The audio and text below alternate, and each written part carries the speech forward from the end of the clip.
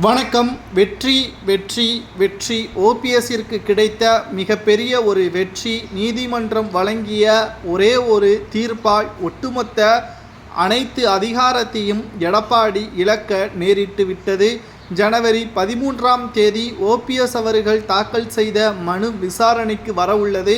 தற்பொழுது வரை ஓபிஎஸ் தான் அதிமுகவின் ஒருங்கிணைப்பாளர் என்பதையும் நீதிபதி ஆனந்த் வெங்கடேசன் அவர்கள் தெரிவித்துள்ளார். மேலும் குறிப்பாக அதிமுகவின் சட்ட விதிகளை மதித்து செயல்பட வேண்டும், அதிமுகவின் கொள்கைகளை மாற்றிய எடப்பாடி பழனிசாமி அவர்களது வழக்கும் ஜனவரி மாதம் 13ஆம் தேதி விசாரணைக்கு வரவுள்ளது.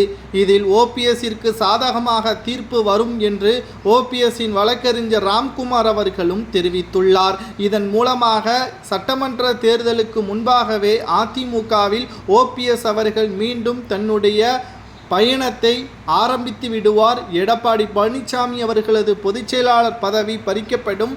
இணை ஒருங்கிணைப்பாளர் பதவியை மட்டும்தான் அவரால் பயன்படுத்த முடியும். ஒருங்கிணைப்பாளர் என்பது ஓபிஎஸ் தான் என்றும் அதுவே அதிமுகவின் உச்ச வரம்பாக இருக்கும் என்றும் ராம்குமார் அவர்கள் தெரிவித்துள்ளார். 13ஆம் தேதி ஓபிஎஸ்ஸிற்கு மிகப்பெரிய ஒரு முக்கியமான நாள் என்றும் எடப்பாடி பழனிசாமி அவர்களால் எதையும் மாற்ற முடியாது. ஏற்கனவே டெல்லிக்கு சென்று ஓபிஎஸ் அவர்கள் பல்வேறு தகவல்களையும் சொல்லிவிட்டார்.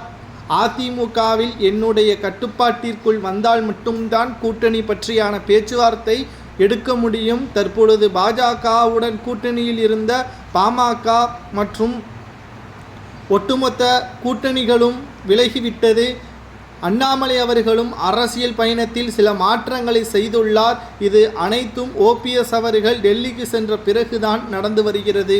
ஆகையால் ஓபிஎஸ்ஸிற்கு ஆதரவாக தீர்ப்பு வழங்கலாம் என்றும், ஒருவேளை அதிமுகவை ஓபிஎஸ் அவர்கள் முழுமையாக கைப்படுத்திவிட்டால் அதிமுக பாஜக கூட்டணி அமைவது உறுதி.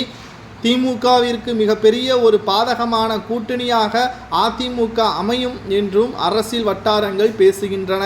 ஆனால் எடப்பாடி பழனிசாமி அவர்கள் வழக்கில் தோற்க மாட்டேன் என்றும் கூறி வருகிறார். பொறுத்திருந்து பார்க்கலாம்.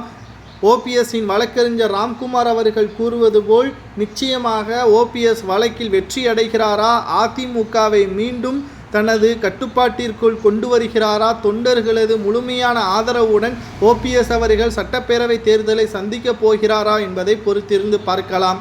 ஆனால் எடப்பாடியை நம்பி இதுவரை ஏன் மக்களும் தொண்டர்களும் ஆதரிக்கவில்லை? இதிலிருந்தே புரிகிறது எடப்பாடி அதிமுகவின் தலைமைக்கு சரியில்லாதவர் என்று.